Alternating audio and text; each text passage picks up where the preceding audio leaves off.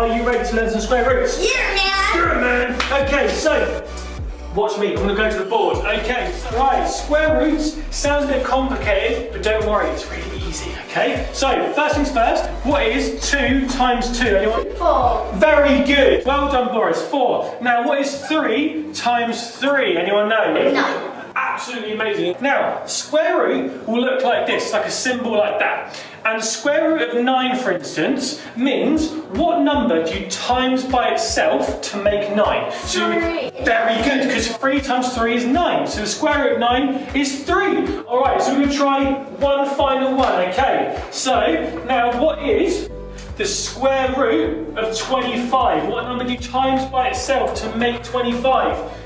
Was it? 4. Very good, well done, boys. Absolutely amazing. Right, come on, give me some jumping high five, yeah. Really good. Yeah, go, go, go, go, go, go. Well done, yeah.